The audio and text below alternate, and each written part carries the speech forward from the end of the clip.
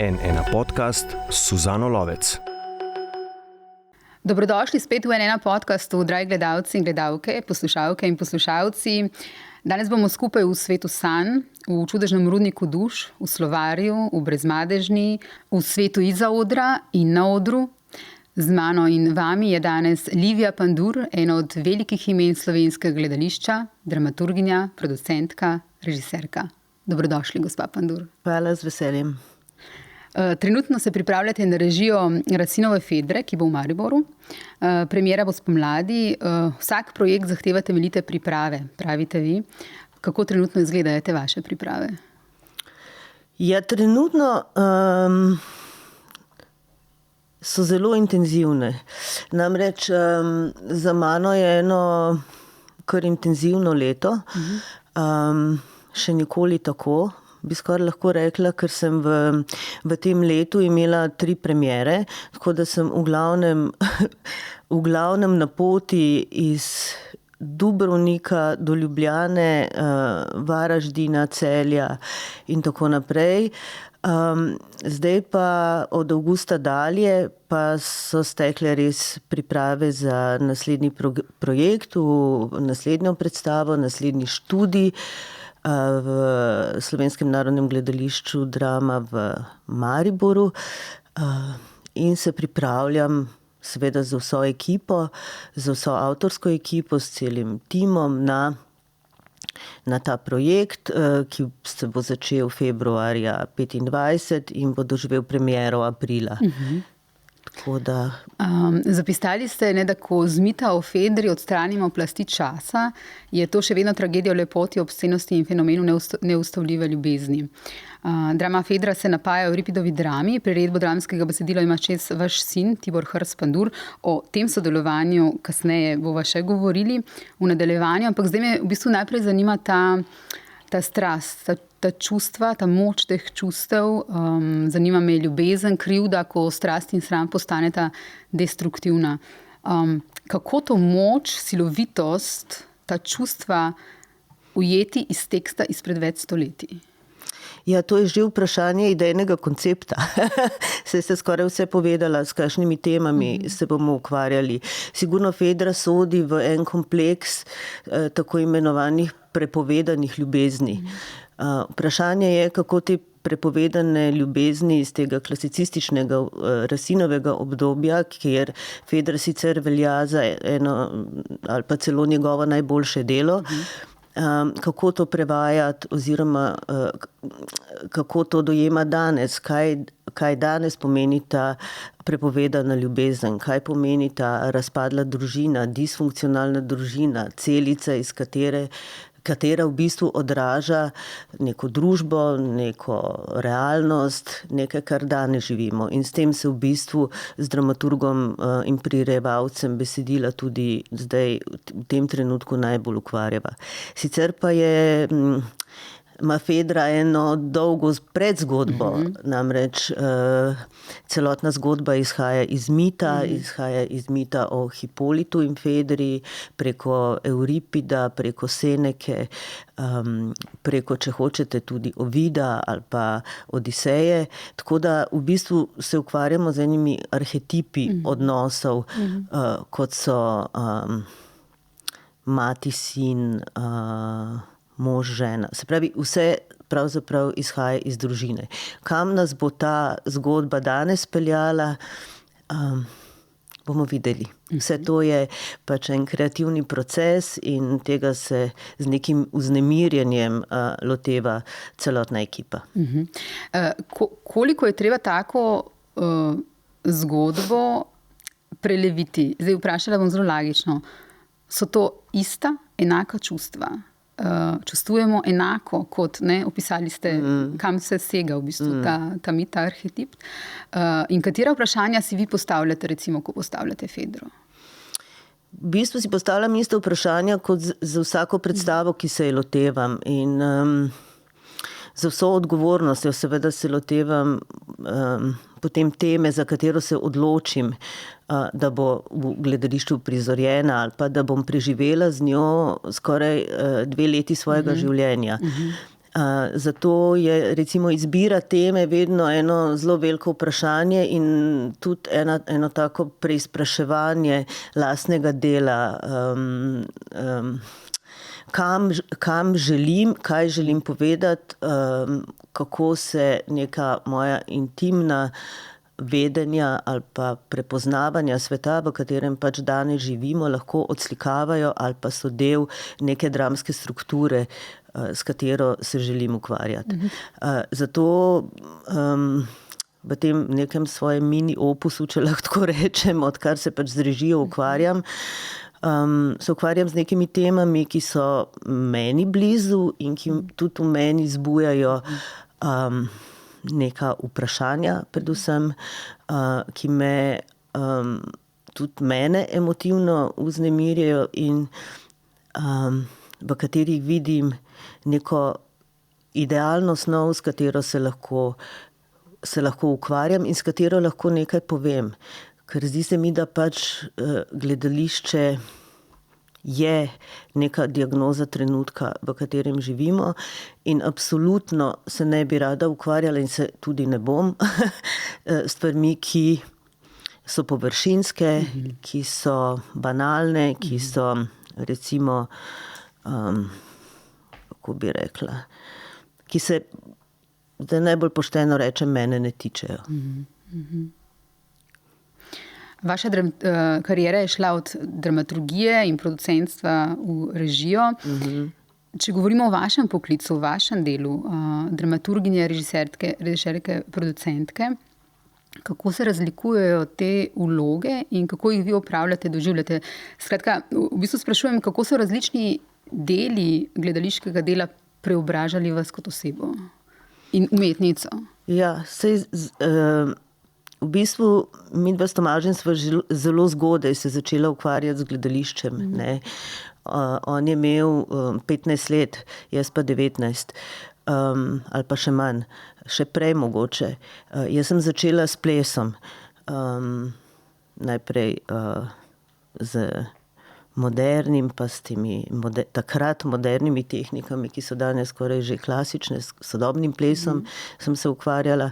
In potem je bila ta pot nekako popolnoma normalna v gledališče, ker sva s Tomažem začela tako zgodaj sodelovati. Imela sva svojo gledališko skupino Te Spisovoz in s to skupino smo začeli raziskovati neke materije, ki so nas pač takrat tako zanesenjaško pač zanimale in potem seveda je šla pot naprej.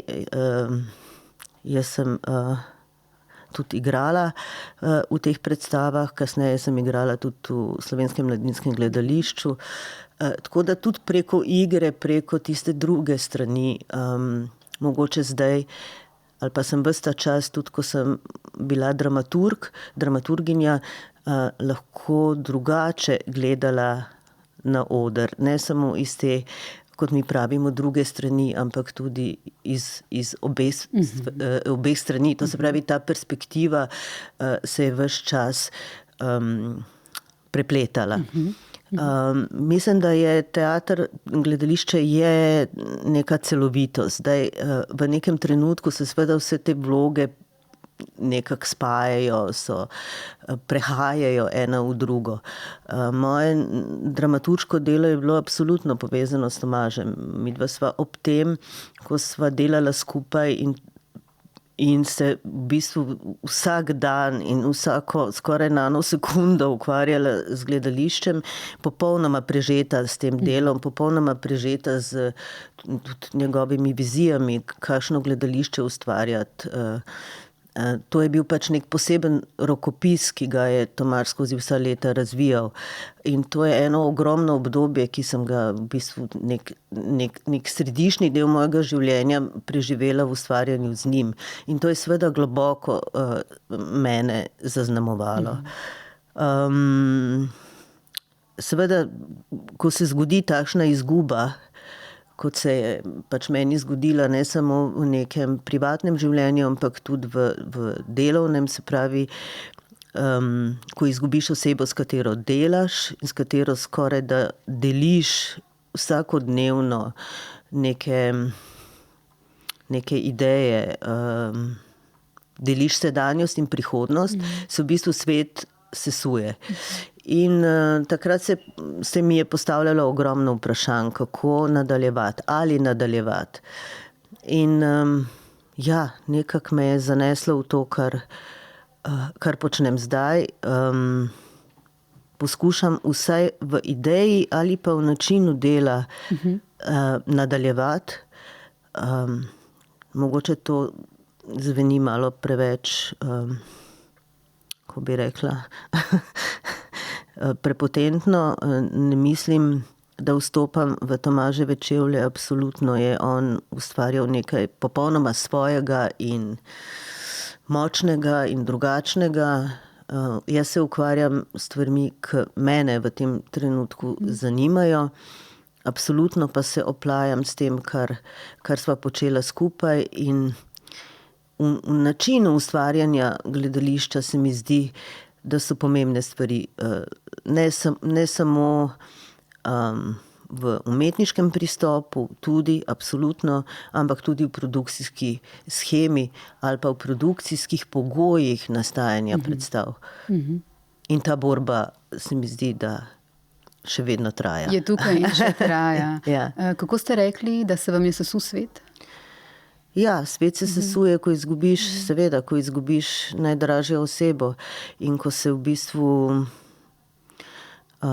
v trenutku ti izgubiš temelj ali pa se prihodnost zdi popolnoma nemogoča ali pa ne vem, zareže se vata ena rana, ki ne veš, ali se bo sploh kdaj zacelila. Meni se še ni. Ampak se mi zdi, da z neko voljo, ko ti ostane samo to, da ali nadaljuješ ali pa se pokriješ čez glavo in rečeš, ni me več. Sem se tudi na povabilo takratnega gledališča, direktorja Mariborske drame odločila za to prvo predstavo, ki je bila kot nekak omaž. Za Brezmadežno. Za Brezmadežno, za Imakulato. To je bil en poseben proces, predvsem pa ta odločitev, da predstavo, ki sva jo začela snovati skupaj, v bistvu kot omaž njemu postavimo na oder. In mislim, da se je takrat vse začelo. In ko sem se z igralko Natašo Matjašič-Roškar znašla sama na praznem odru, se je začel en proces, ki je bil zelo specifičen.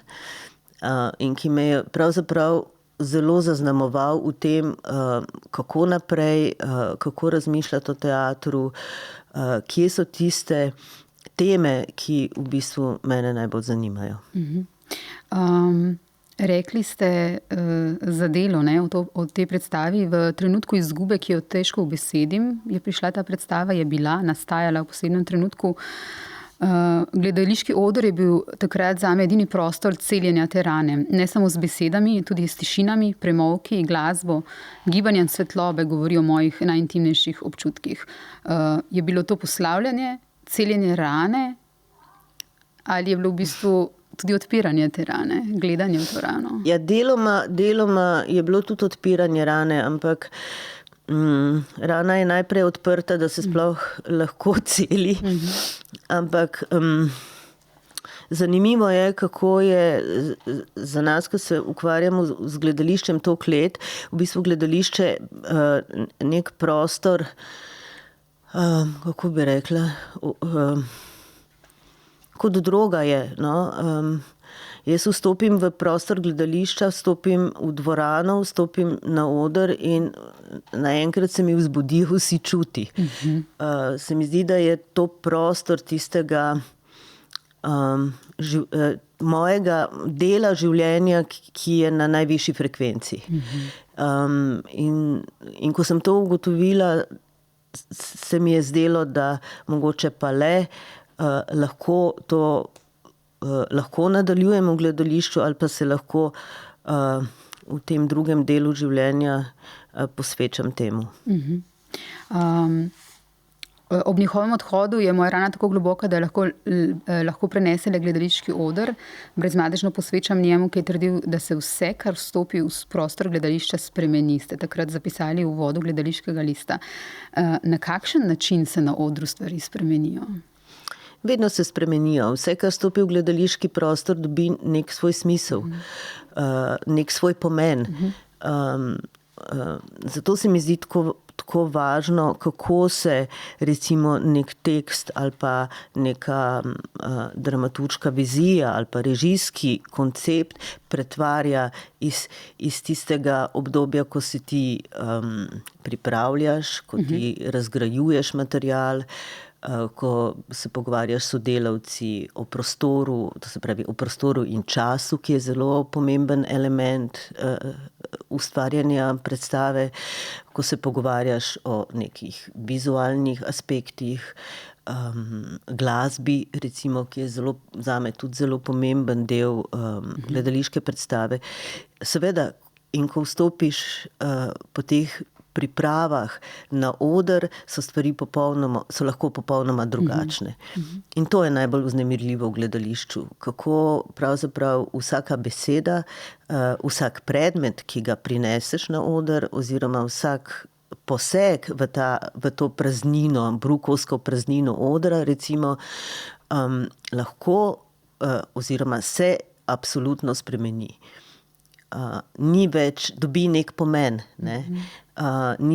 Recimo, če postaviš na oder žogo, to več ni samo žoga. Ampak jo postaviš v nek koncept. K vašemu bratu, njegovemu delu, veličini, prideva še proti koncu pogovora, se bova vrnila k temu. Greva zdaj tukaj naprej. Ne? Vi ste leta 2018 prejeli nagrado Veliko Bršljanov venec za življenjsko delo na področju dramaturgije, ki jo podeljuje Združenje dramskih umetnikov. Kot dramaturginja ste soustvarjali predstave torej vašega brata Tomaža Pandurja. Leta 2016 je umrl. Ne?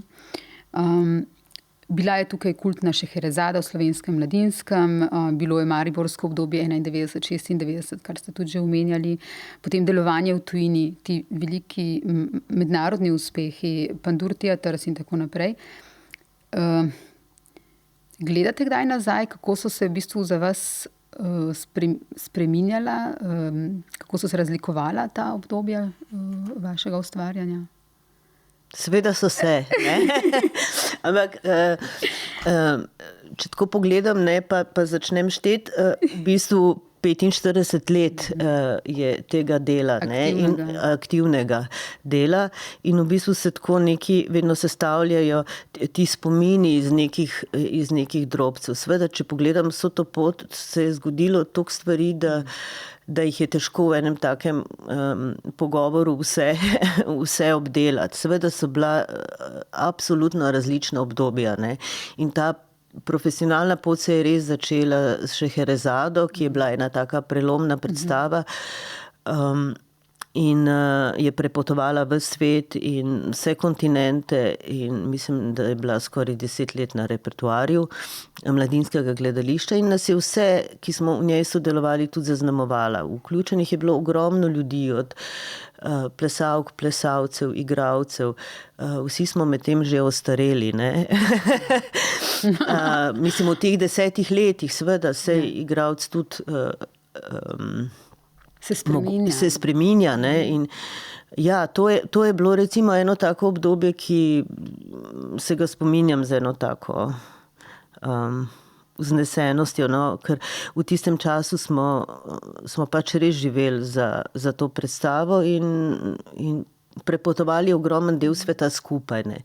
In ker gledališče je skupnost, ne? Je to medsebojno oplajanje, je neka skupna energija, ki pač potem, če je dobra, pripelje do predstave, pripelje do tistih trenutkov, ko mogoče se zgodijo v enem gledališkem življenju nekajkrat, ko lahko rečeš, to je ta trenutek, ne? Ali pa če rečem zdaj to že tolikrat ponavljeno frazo Goethebega Fausta, ne? Postoj trenutek, kako si vendar lepne. Teh trenutkov v gledališču, ko rečeš, vredno je vso to delo, za tak trenutek se splača, ne glede na vse slabo, za kar se boriš, ko ustvarjaš, se mi zdi, da je vredno. No. Ali taki trenutki, take predstave, to skupnost, o kateri ste govorili, tudi spremenijo posameznike, ki delajo to? Absolutno spremenijo. Na to sem tudi najbolj ponosna v tem obdobju dela s Tomažem, ker se mi zdi, da je v tej mreži, ki sva jo nekako skupaj ustvarjala skozi vsa ta leta, da se je zgodilo ogromno enih povezav z različnimi umetniki. Ne vem, tudi po Španiji, Nemčiji, predvsem v Južni Ameriki. In ko spleteš eno tako mrežo različnih ljudi, ki se ukvarjajo z gledališčem, od igralcev, producentov, tudi kritikov, se ti zdi, da je vredno to nadaljevati in da smo s temi predstavami tudi v svetu pustili en pečat in da je treba mogoče to negovati naprej. Kdaj je bilo vam mogoče najtežje v vsej tej karieri dolgoletni? So bili kakšni trenutki, Sigurno so bili težki trenutki. Po tem mariborskem obdobju smo seveda vsi, ki smo takrat odšli iz Maribora in zaključili to tako imenovano srečno obdobje, kjer je Maribor na nek način postal nek center, gledališki center, tudi Evrope, kot so takrat kritiki pisali, ne naši. Ampak so bili težki trenutki takrat, to se pravi že leta 96, 97, kako naprej, kako se vzpostaviti, kakšno gledališče nas vnaprej zanima, kam se usmeriti. Tukaj sva si v bistvu takrat s Tomažem vzela kar nekaj premora. Potem pa je prišlo to povabilo iz Thalia teatra iz Hamburga, kjer smo pa potem na novo začeli postavljati celotno Divino komedijo, ki je pa tudi prepotovala velik del sveta.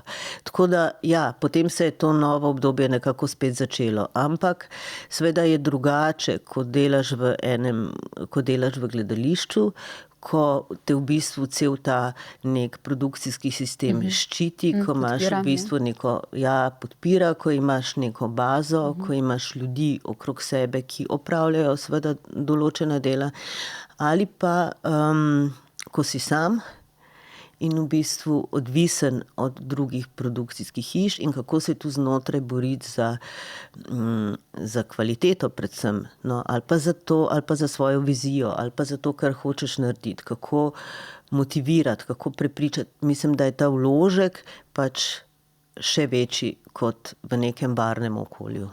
Se je vama kdaj zdelo, da je Slovenija premajhna za vaju ali pa da je sta prevelika za Slovenijo? Ne vem, to bi bile zelo velike besede. Midva sva začela pač ustvarjati v času Jugoslavije, v času naše nekdanje skupne države, kjer je bil ta prostor, tudi gledališki prostor, mnogo večji. Tomaž večkrat je rekel, da je to tako, kot če bi se eno jutro zbudil v mali posteli namesto v veliki. Prostor nekdanje Jugoslavije, sploh v smislu gledališča, je bil zelo povezovalen. Obstajali so veliki festivali od Bitefa, ki postaja seveda še sedaj. Hočem reči, da je bilo to v eni državi in da so bile te poti, ta prepletanja različnih gledaliških projektov, rokopisov, ustvarjalcev mnogo večja. Prostor je bil mnogo širši. Tudi sodelovanje z umetniki iz Hrvaške, Srbije, Makedonije, Črne Gore. Je bilo Bosne mnogo bolj povezano, kot se je zgodilo seveda to kasneje. Ne. In nekaj časa je bil ta prostor tudi izjemno zaprt. In seveda so obstajala obdobja, ko je bilo težko, ko se je bilo potrebno boriti za projekte, jih predstavljati, nagovarjati. V bistvu je ta del v bistvu bil najtežji. Ja. O pomenu gledališča v sodobni družbi za delo ste rekli pred 4 leti. Gledališka umetnost je diagnoza časa in prostora in ni primerljiva z duhovno nehigieno našega vsakdana. O tej duhovni nehigieni našega vsakdana bi rada z vami govorila. Kakšno duhovno higieno sploh imamo v tem času in prostoru življenja, ki jih živimo? Na kaj ste mislili? No? In verjetno po 4 letih stvar ni boljša, ne? Mislim, da je stvar popolnoma enaka. Mislim, da se vsakodnevno še vedno borimo s tem, s to higieno ali pa nehigieno. Da nas obdaja toliko smeti, mogoče bi celo rekla, ne? In da je zelo težko iz te množice informacij, laži, pretvarjanj, absolutno izluščiti nekaj, kar ima vrednost, nekaj, kar je prava informacija, nekaj, nekaj, za kar se pač v gledališču vedno borimo, ne? Borimo se za neko resnico. Zdaj govorim pač o gledališču, v katerega jaz verjamem. Seveda so gledališke poetike različne, pristopi so različni, vsak dela drugače, vsak ustvarjalec dela drugače, ampak jaz vseeno mislim, da v tej množici vsega, kar se proizvaja, je veliko smeti. Če bo družba negovala in podpirala najvišje vrednote in spoštovala imanentno poslanstvo umetnosti, je za ta svet in tudi za gledališče upanje, da nadaljuje svojo misijo, da združuje, nagovarja, opozarja, razgalja sebe in druge, da prodorno misli in hodi po nevarnem robu, izvablja smeh in solze in na vse dela boljše ljudi. Takšno gledališče me zanima. To je to, o čemer govorite, ne? Ja, krasno ste povedali. Ja, to so vaše besede. Kaj je potrebno za takšno gledališče? To je to verjetno, kar ste tudi prej rekli, ne? Da se je treba vedno znova boriti za...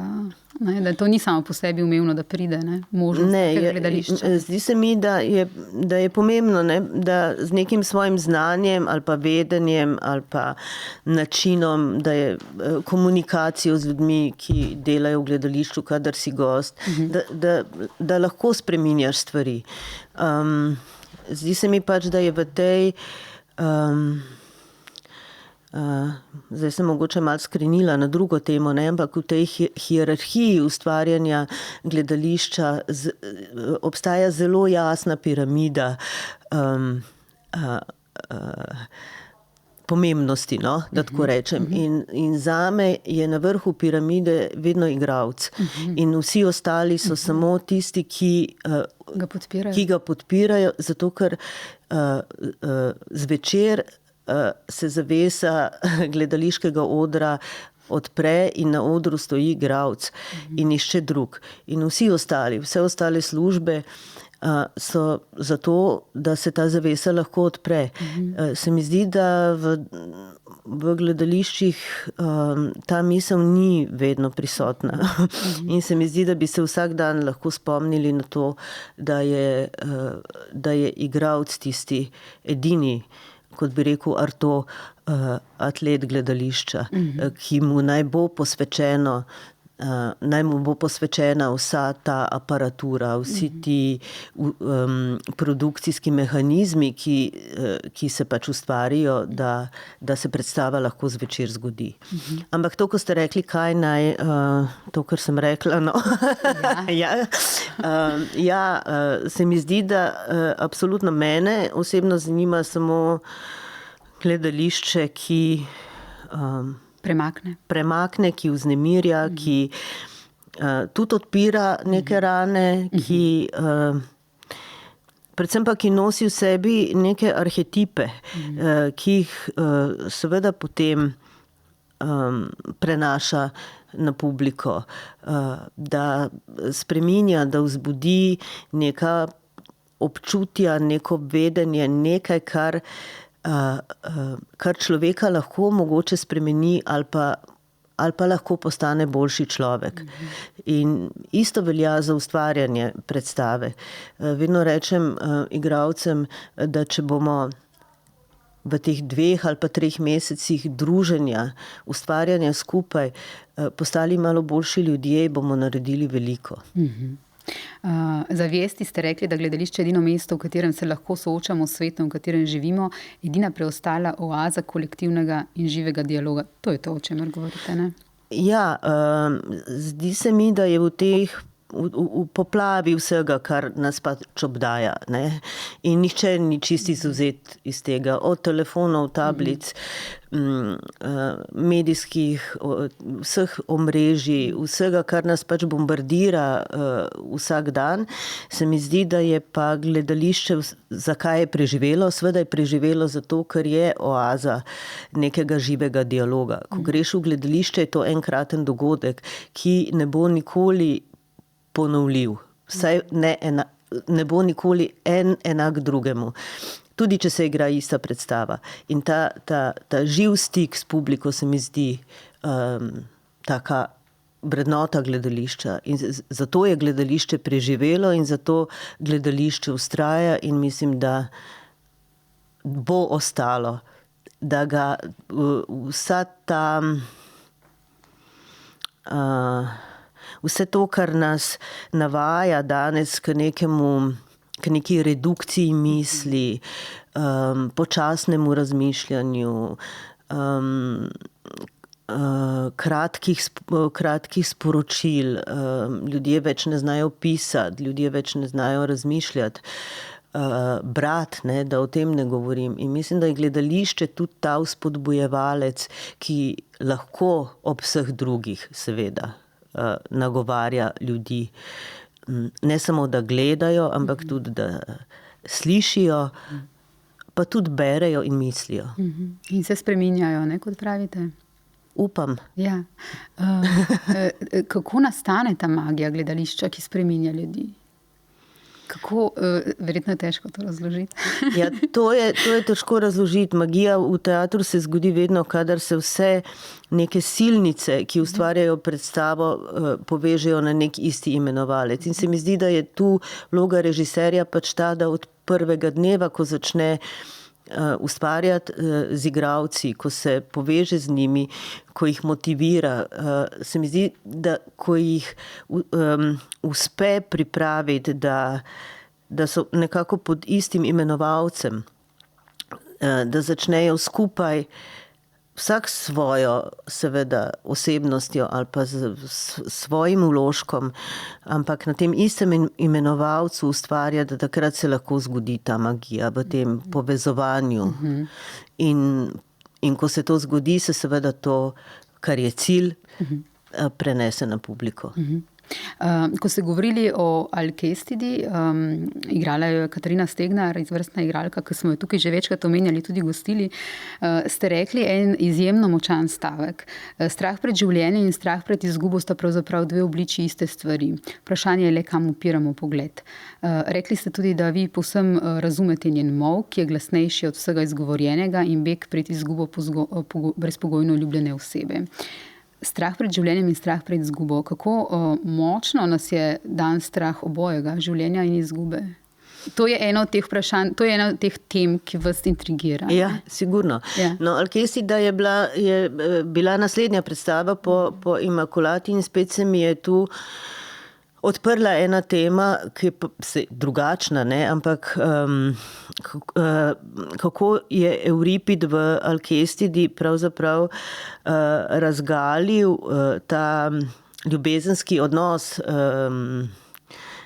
Alkestide in Admeta. Namreč Alkestida je ženska, ki je svoje življenje žrtvovala za moškega, za svojega moža in zaradi tega tudi umrla. Zato ti stavki, ne. Mislim pa, da v gledališču je strašno pomemben ali pa meni najpomembnejši pogled, ne vem, če bom zdaj znala prav razložiti, pogled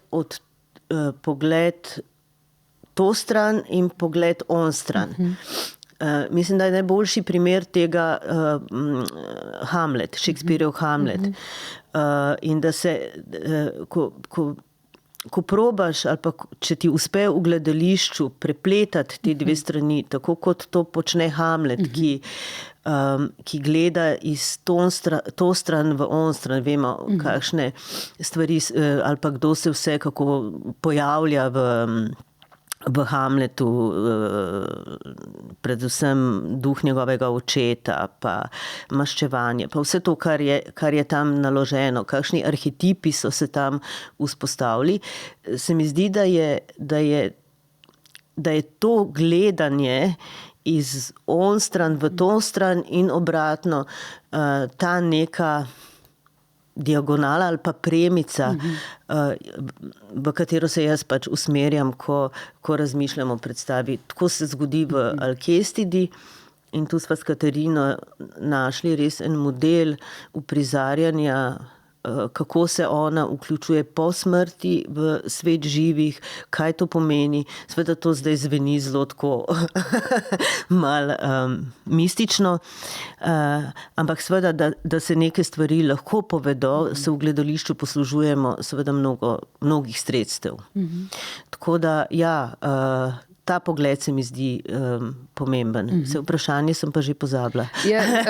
V bistvu to, če nas je strah nas je, kot ste rekli, pred življenjem in strah pred izgubo je v bistvu isti strah, ima iste korenine. Če nas je še vedno strah v bistvu obojega. No? Ja, jaz se smrtjo soočam in to sem prav razmišljala, v vseh predstavah. Je vedno to potovanje onstran, ta beli tunel, ta čudežen prehod iz življenja v smrt bil nekako vedno tema naših predstav. Pa če pogledam od Šeherezade do zadnje predstave Fausta, recimo, kjer je ta tema zelo eksplicitna. Ali pa, če zdaj govorimo o delu s Tomažem, do Lira, kjer se je zgodil pač ta dejansko realen Tomažev odhod, ko se je loteval kralja Lira. Smrt nam je neznanka. In hkrati verjetno, ko govorimo o smrti, govorimo tudi o življenju. Ne? Absolutno govorimo o življenju. In se soočamo pa s tem, da nekoč pride, ker nihče od nas ni neumrljiv. Tako. Kako pa izgledajo ta nova branja starih antičnih tekstov? Kako potekajo, kaj v njih iščete in kaj najdeje? Pa tudi kaj nam danes daje in sporoča in antika in Shakespeare, ne? Zakaj se vi odločate za njo? No? Tako. Ta proces iskanja materialov ali pa tem ali pa nekih vzvodov, zakaj, težko vam povem. Nekako me najdejo ti teksti. So mi pa vznemirljivi zato, ker so to klasična dela, ki se mi zdi, da so preživela in ki imajo v sebi eno noro moč, in skozi katera lahko govorim o današnjem času. Tako kot se mi zdi, da bom lahko govorila skozi Fedro o današnjem času, o neki strasti, o prepovedani ljubezni, o svobodi, o osvobajanju, o ženskah, o pravici ženske do govora, do misli, do obstoja, do enakosti, če hočete, proti nasilju, proti brutalizmu, proti vsemu, kar pač danes še vedno spremljamo in danes vidimo, da se pravzaprav nič ni spremenilo. Antika je eno tako področje, iz katerega se mi zdi, da je nek neizčrpen vir. Meni seveda vse ne enako vznemirljivo, ampak ja, vse te ženske junakinje se mi zdijo zanimive zato, ker jih pol vzpostavljam tudi v odnosu do danes, Postavljajo se vprašanja, kaj se je v tem času spremenilo in kaj se ni, ali so se čustvovanja, emotivni odzivi spremenili ali se niso.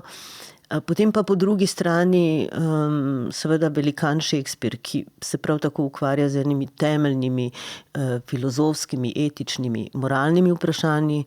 In ta se mi zdi, s tem sem se v zadnjem letu ogromno ukvarjala v dveh projektih, v dveh predstavah.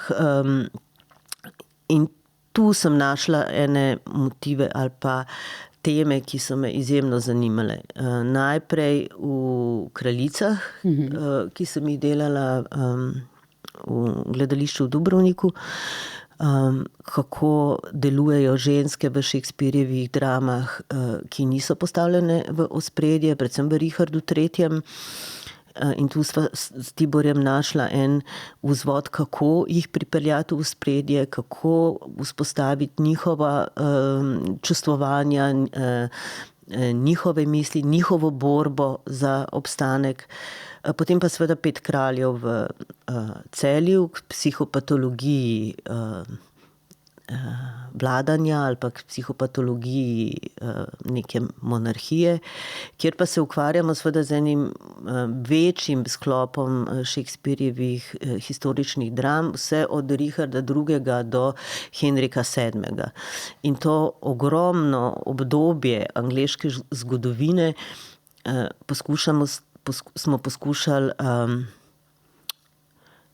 uprizoriti kot, ko bi rekla, različne oblike vladanja in različne oblike psihopatologije oblasti. In tudi tukaj lahko marsikaj najdemo v današnjem svetu.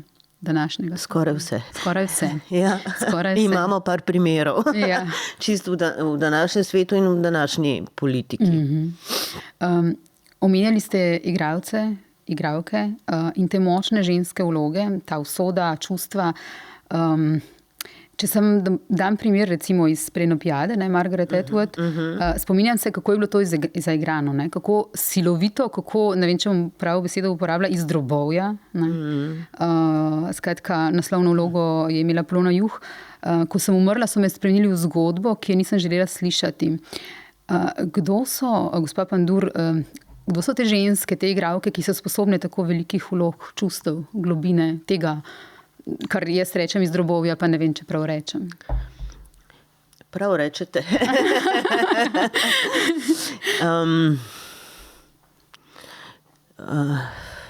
O Poloni Juh sploh ni nobenega dvoma. To je igralka, ki absolutno polnokrvno, zares, strastno živi svoje igralsko življenje. Skoraj da v vsaki vlogi, ki se je loti. To je ena sila, ena energija, ena domišljija, brez kakršnih koli zadržkov. Spušča se v mnoge krajine, tudi boleče. Tako da, ja, z njo absolutno ni užitek delati v vsakem trenutku. Absolutno pa tudi vse druge igralke, kot omenjate v Penelopijadi, podobno.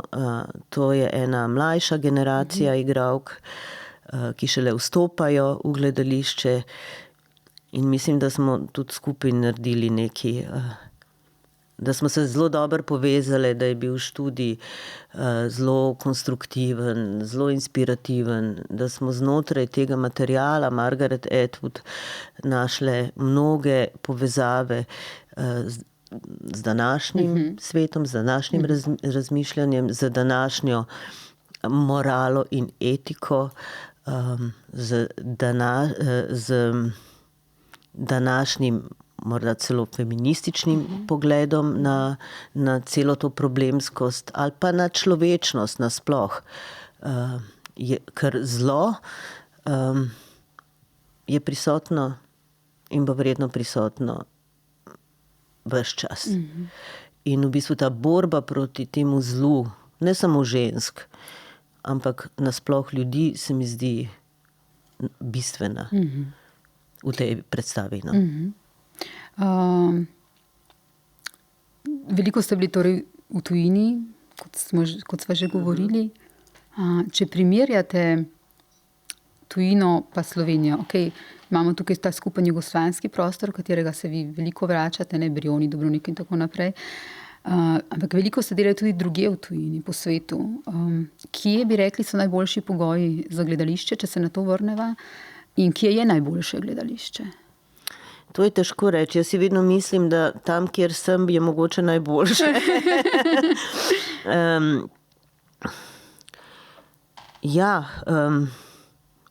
Dobri pogoji so tam, kjer ti vodstvo omogoča, da ustvariš nekaj, kar si postavil kot nek svoj cilj. To se pravi, da z vsemi elementi, produkcijskimi sredstvi, ki jih premorejo, nekimi orodji, ljudmi, ki te obdajajo, te sence, kot pravimo, ali pa ti ljudje, ki so v zaodrju, da absolutno vsi delajo za to, da podpirajo predstavo, ki jo delaš. Fantastične pogoje smo imeli povsod v tujini, moram reči, ker je bilo to kar nekaj let nazaj. Zdaj že skoraj 20, ko smo začeli delati zunaj, 25. Recimo v Italiji teatru takrat leta 2002, neprimerljivi takrat za slovenskimi, v Madridu, v Teatru Espanol, neprimerljivi, v Centro Dramático Nacional, ki je največje špansko gledališče, skoraj da neprimerljivi. No. Ampak se mi zdi, da se tudi v slovenskih gledališčih ti pogoji delno zboljšujejo. Imam pa občutek, da je seveda odvisno od režiserja, od celotne ekipe, od komunikacije. Se mi zdi, da tudi ta ekipa ali pa tvoj pristop ali pa tvoje delo je vedno tisto, ki zaznamuje neko obdobje, ki ga preživiš v nekem gledališču.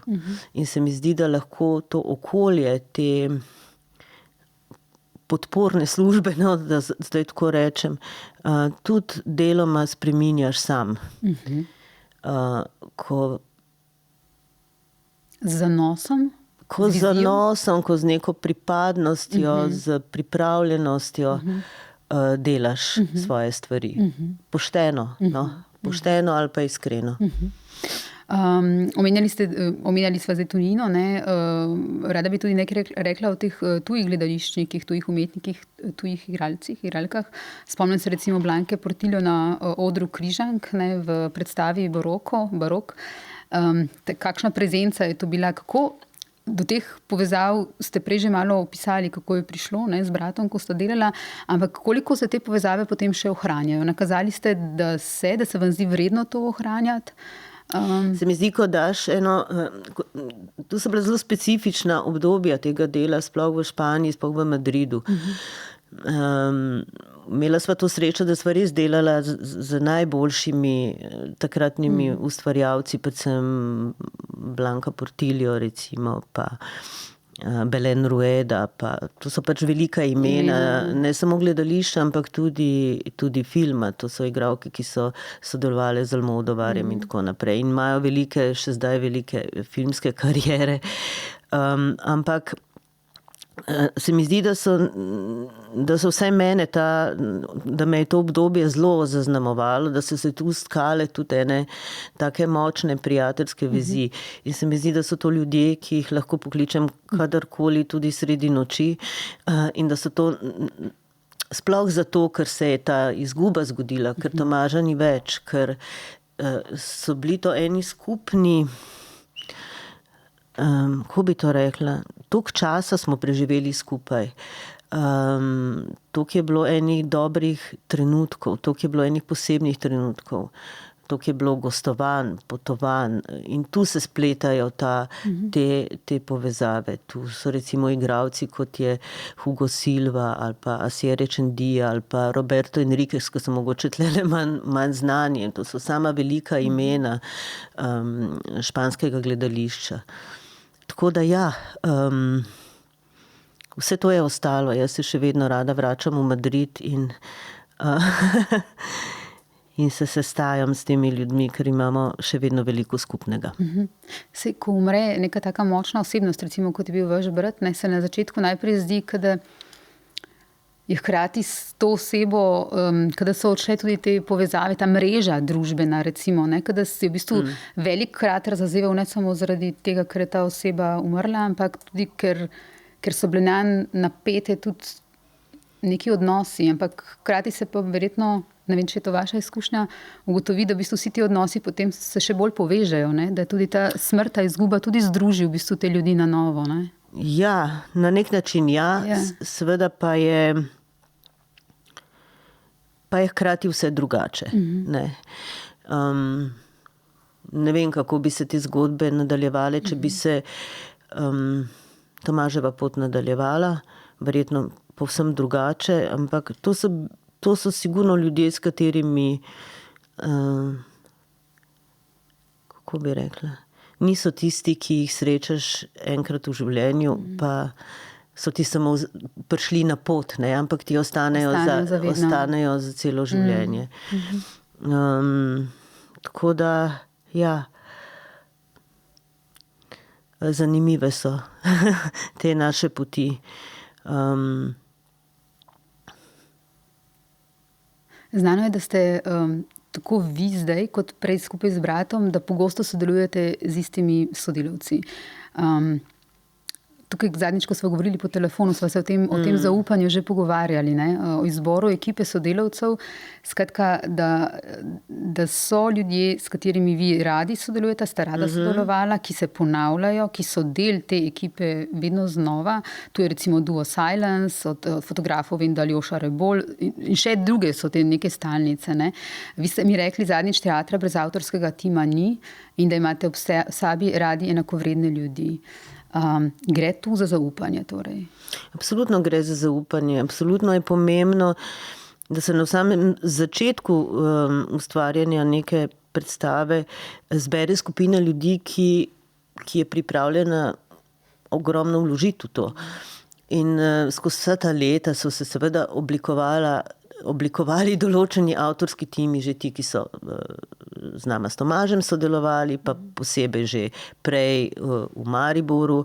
Pa seveda jaz sem zdaj poskušala oziroma poskušam eno svojo ali pa ekipo ljudi, ki me pozna, ki pozna moje delo ali pa pozna tudi Tomaževo delo, ali pa smo toliko časa preživeli skupaj v razvijanju nekih idej, da absolutno z njimi lažje delam. In se v bistvu na ta način tako dobro poznamo, da je potrebno malo besed, da se razumemo. Hkrati pa se mi zdi pomembno, da se v ta svoj nek krogotok ali pa obulus kreativni povabijo ljudje, ki so mogoče novi. Tako sem zdaj, recimo, ko sem delala Elektro, povabila k sodelovanju skladateljico Tamaro Obrovac in je bilo to sodelovanje prav tako fantastično. In upam, da se bo še ponovilo.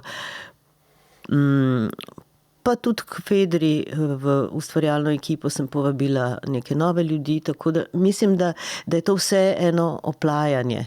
In se mi zdi, da tudi mlajši ljudje morajo, je dobro, da sodelujejo v nekih projektih. Da ni povsem nujno, da je ta avtorska ekipa povsem enaka. Jaz absolutno trenutno vztrajam, rada delam z scenografom Markom Japlem, recimo, ki nas veže že res dolgo poznanstvo in veliko stvari, ki smo jih ustvarili skupaj, pa Leo Kulaš za svojo kostumografsko domišljijo in norostjo in z nekim razumevanjem, ki ga ima do tega, kar jaz iniciiram. Seveda je Duo Silence bil prisoten vsa ta leta, Primož Hladnik in Boris Benko, ki sta ustvarjala, kot ste prej prebrala, vse tišine in zvoke in glasbe in za predstave. in ki sta v nekem obdobju, predvsem tem madridskem, imela možnost tudi snemati svojo glasbo z simfoničnim orkestrom Teatra Real in recimo tudi tu so se zgodili eni premiki, ki so mogoče tudi za njihovo glasbo bili pomembni. Ja, ker gostila sem tudi Silence pred leti in recimo ona dva pravita, ne, za rubriko Poglobljeno, med drugim tudi Polona Juh je bila, gledalci, gledalke vabim, da si pogledajo tudi ta podcast s Polono Juh. Silence sta pa za rubriko Poglobljena rekla, Pandur je bil za naju zelo pomemben, ker sva pri njem razumela filozofijo manje več. Preden sva ga spoznala, sva midva strenjala z vsemi topovi, potem sva odkrila to, v čemer je bil on mojster, da lahko z zelo majhnim številom elementov narediš veličastne stvari. Minimalističen maksimalizem in od takrat se ne morava več vrniti v tiste Silence pred Pandurjem. Tu naju je pokvaril nepovratno, za kar sva mu zelo hvaležna. To je to, kar ste zdaj rekli, ne? Da je spremenilo tudi njiju. Ne? Ja, sigurno. Ja. Mislim, vsi taki procesi, ki so malo presežni, ne? Ali pa tudi produkcijsko, ki omogočajo produkcijsko neke presežke, seveda zaznamujejo. Danes si težko privoščimo, da bi snemali za gledališko predstavo s simfoničnim orkestrom. Pravzaprav je to popolnoma nemogoče. In teh sredstev ni. Ne. Gledališče je še vedno premalo financirano, da bi se lahko šli ene take postopke, ne, ki bi bili absolutno avtorski ali pa ki bi imeli neko takšno moč. Ne. Danes ti simfoničnega orkestra absolutno ne moreš nadomestiti z studijem. In ta zvok je absolutno drugačen. Ampak se mi zdi, da teh časov, ne, ali pa časov, ko smo lahko gradili scenografije, ni več. Eden od teh, s katerimi radi sodelujete in verjetno gre tukaj tudi za zaupanje, je med drugim tudi pesni prevajalec, dramatik, dramaturg, sicer tudi vaš sin Tibor Hrs-Pandur. Ne? Rekli ste mi, drugače je z njim, kot je bilo s Tomažem. Drugače se je začela ta zgodba. Ne? S Tomažem Pandurjem sta začela skupaj. Ja? To ni primerljivo. Ni primerljivo? Ne, ni primerljivo. Ampak zelo radi zaupate mu in zelo radi z njim sodelujete. Absolutno. Mislim, da je Tibor vsem svojim znanjem, vedenjem, pristopom, neko filozofsko mislijo. On je sicer po izobrazbi primerjalec, ki je pesnik, ki je prevajalec, absolutno z enim širokim znanjem, ki ga premore, absolutno fantastično sodelovanje z njim. In tega sodelovanja sem bila zelo vesela, tudi bala sem se ga seveda, zato ker naju povezuje nek drug odnos. Ampak mislim, da ko nekdo odlično opravlja svoje delo in toliko pripomore v nekem kreativnem procesu ustvarjanja predstave in ko vidiš, da mogoče jabolko res ni padlo daleč od drevesa, ko se sprašuješ, kako lahko tako razume gledališče, kako lahko razume neko dinamiko, nek ritem, neke tišine in molke, kot bi rekel Pavič, ne? Ker namreč razlika med tišino in molkom je zelo velika. In zato me to delo oplaja in se mi zdi dobro. In sem vesela, da je tako in da sva vzpostavila en tak profesionalen odnos, ko prestopiva seveda iz tega osebnega ali pa iz te osebne sfere v gledališče. Javnosti tudi ni neznano, da je vaš soprog tudi znan in dober igralec, Branko Jordan. Biti povezan z nekom, ki deluje v isti sferi, torej v gledališču, je lahko prekletstvo ali blagoslov ali oboje? Odvisno. Ja. Zame je blagoslov. Je. Od prvega trenutka. Tako da, ja. Velja, da se nekako bojimo teh vezi istega poklica. Pa pravijo, da je v gledališču težko, če sta oba partnerja, če se ukvarjata z istim poklicem, sploh takšnim kot je gledališče, ker je pač, ker ima neke svoje specifike, specifičen način dela, odsotnosti in tako naprej. Ampak ravno to se mi zdi pomembno, da se v tem razumemo, da se v tem razumeva in da je to sobivanje samo oplajajoče. Seveda pa tukaj moram govoriti o ljubezni, mislim, ne o poslu in da je to najpomembnejše. Absolutno. Ja. In ta ljubezen je pač seveda močna in vse ovire premaga, tudi gledališke. Moj bog, to ste tako dobro povedali, da bi narajši tukaj končala zdaj podcast, ampak ne bom, ker imam še 2 vprašanji. Ampak to je bilo izvrstno povedano. O vašem bratu še za na konec, tako kot sem prej napovedala. V Mariboru so bile tudi ideje, da bi po njem poimenovali ulico, ne? Ampak ulica Tomaža Pandurja ali pa trga še ni. Ne? Veste vi zakaj? Vi ste mi rekli, da ste v tej ideji naklonjeni. Jaz sem naklonjena tej ideji, zakaj ne. Zdi se mi, da bi na vsak način treba na nek način obeležiti njegovo delo v Mariboru, na kak način, ne vem, to pravzaprav ni moja stvar. Ko so mi to predlagali, sem bila absolutno za. Kdo je vam to predlagal? Kaj se je zgodilo, ne vem. Mestna občina Maribor je bila takrat iniciatorka tega. Ne vem, mogoče ti postopki trajajo dolgo. Mogoče se kdo ne strinja. To so vse stvari, na katere jaz nimam vpliva. Jaz se ta trenutek tudi ukvarjam, razen pač s tem svojim delom v gledališču, v pripravljanju nove knjige, ki bo nekako zaznamovana je z zadnjimi 12 leti Tomaževega ustvarjanja, s takim delovnim naslovom Od 100 minut do 100 let samote, ker je roman 100 let samote bil zadnja njegova priprava na predstavo v Madridu. Tako da, na različne načine bi si jaz tudi želela, da se njegovo ime pojavi tudi kot ulica. In da seveda ostane kot nek spomin na neko obdobje, ki je bilo dobro, ki je tudi samo mesto postavilo v center gledališča.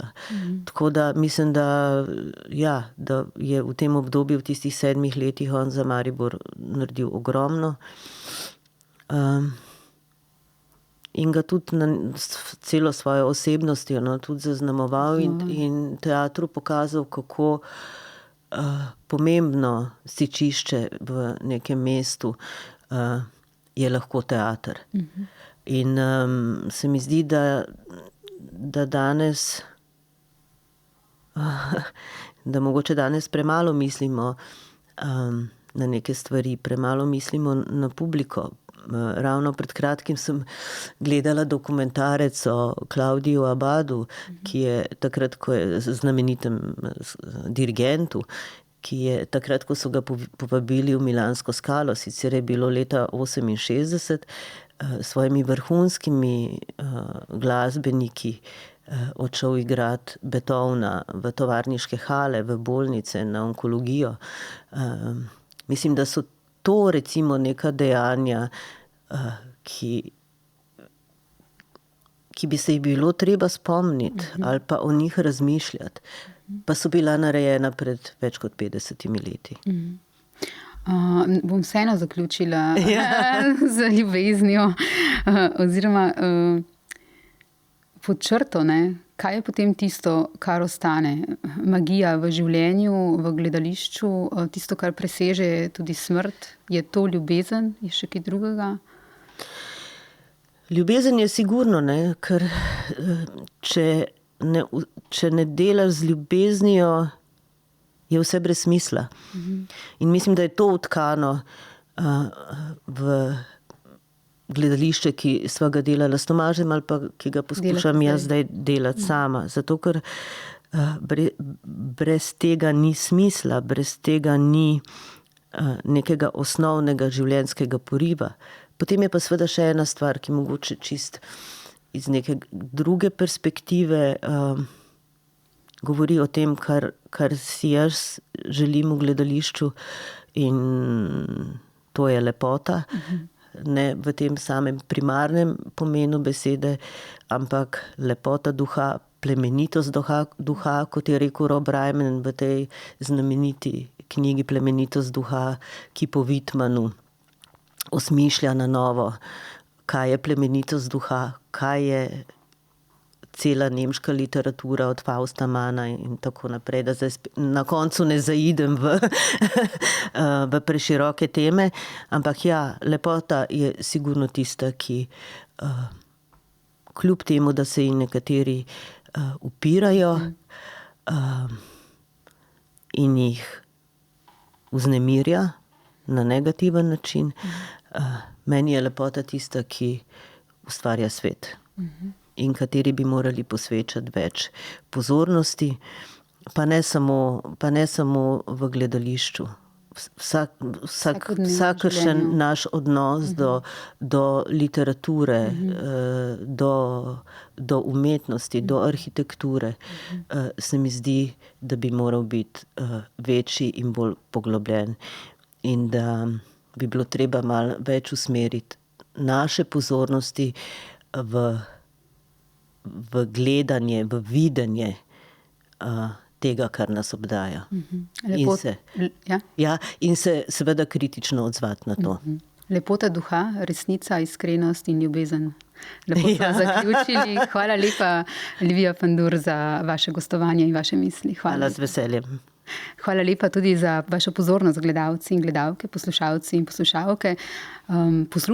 Poslušajte si po tem podcastu, prosim, še vse te druge, ki sem jih omenila, ker vam tudi takrat ne bo žal. Hvala.